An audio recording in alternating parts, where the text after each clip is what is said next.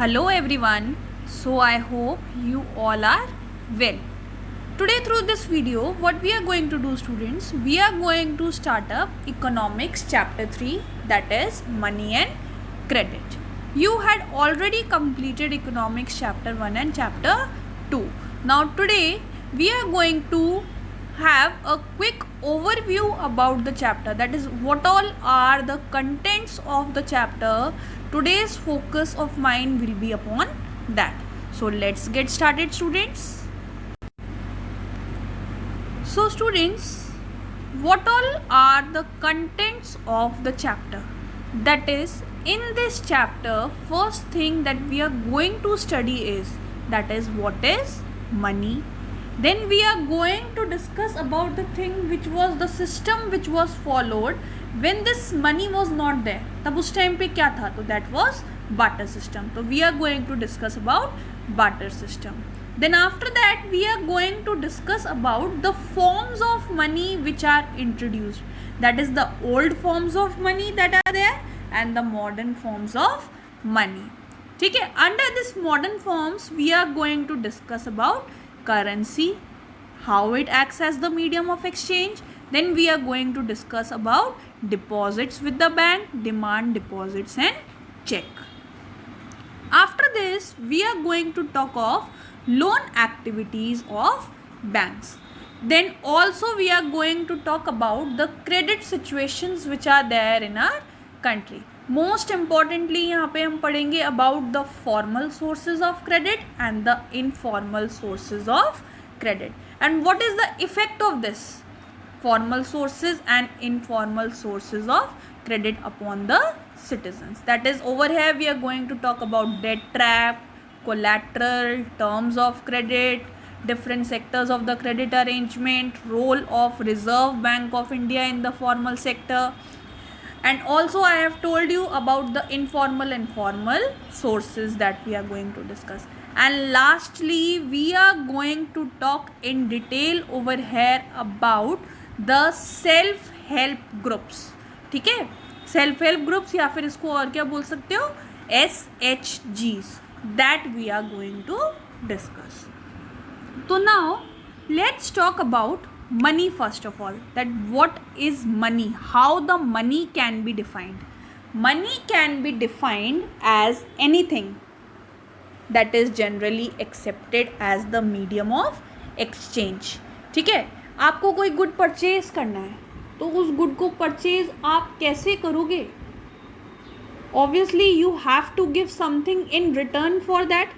So what is that something that you will be giving something in return as? That is money. So it is accepted as the medium of exchange and at the same time it acts as the measure and the store of value. Simple terms में इसको आप लोग ऐसे भी बोल सकते हो कि मनी क्या है?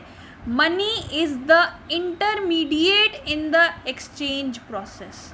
इंटरमीडिएट मीन्स आप शॉपकीपर के पास गए, शॉपकीपर के पास जाकर के आपने क्या किया, you have demanded the goods from the shopkeeper. कोई गुड परचेज करना है, ऐसे for example you want to purchase wheat और राइस फ्रॉम दैट, तो आप क्या करोगे? How you will be able to purchase that wheat and rice from the person? और it is only possible when you will be giving something in return to the person. तो आप क्या दोगे shopkeeper को something in return? That is the currency notes that you are having, the paper notes that you are having, you will be giving that as the source to purchase the goods from the market. Then the main function of money now. What is the main function of money? The main function of money in the economic system is to facilitate the exchange of goods and services. क्यों invent किया हमने इस money को? Simple terms में ये पूछ रहे हैं आप कि क्यों, क्या पर्पस था हमारा ये मनी को इन्वेंट करने का? रीज़न फॉर दैट इज़ जिससे कि ये ईजी हो जाए exchange of goods and services. ये क्या था पहले टाइम्स में? It was not that much easy, it was bit difficult task. क्यों? क्योंकि पहले के सिस्टम में एक्चुअली क्या होता था, देयर वॉज बार्टर सिस्टम. जब ये मनी नहीं आया था, करेंसी वॉज नॉट इंट्रोड्यूस्ड, तब उस टाइम पे कौन सा सिस्टम फॉलो होता था? That was barter system. अब इस बार्टर सिस्टम में होता क्या था, what was this barter system? In barter system the commodities are exchanged with commodities without use of money. उस टाइम पे मनी का कहीं पे भी कोई भी इन्वॉल्वमेंट नहीं था, ठीक है, मनी का कोई इन्वॉल्वमेंट नहीं था। और अगर किसी पर्सन को गुड्स परचेज करने होते थे तो वो गुड्स कैसे परचेज करते थे? They use to exchange the goods और कमोडिटीज विद ईच अदर। जैसे कि one person is having wheat with him and another one is having rice, तो वो क्या करते थे? they used to exchange that with each other without use of money। पर अब इस केस में क्या होता था? both the parties they have to agree to sell and buy each other's commodity। आप wheat और rice exchange तो कर रहे हो यहाँ पे। हो सकता है जिस सामने वाले पर्सन से आप wheat और राइस को एक्सचेंज कर रहे हो, आपके पास wheat है, सामने वाले पर्सन के पास राइस है, ठीक है, और आप एक्सचेंज कर रहे हो वीट, उसको वीट दे रहे हो और उससे आप राइस ले रहे हो। अब ये भी तो हो सकता है उस सामने वाले पर्सन की वीट की रिक्वायरमेंट ही नहीं हो सकता है उसके पास खुद के पास वीट अवेलेबल हो, रिक्वायरमेंट ही नहीं हो, तो आप उसको फोर्स थोड़ी करोगे। तो इस बार्टर सिस्टम का जो सबसे बड़ा ड्रॉबैक था, सबसे बड़ी लिमिटेशन थी, वो क्या थी कि both the parties they have to agree to sell and buy each others commodities. इसको बोलते क्या है कि दोनों पार्टीज़ को अग्री होना चाहिए to buy and sell each others commodities. This is over here known as double coincidence of wants, ठीक है। तो उस टाइम पे क्या था? This double coincidence of wants that was required. जब मनी इंट्रोड्यूस हुआ तो मनी ने क्या किया?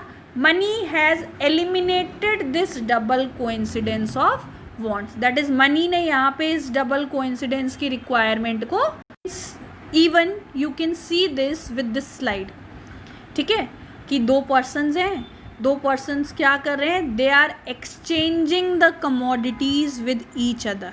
Even in this picture over here you will see that one is having fish with him and another one is having some sort of food grains with him।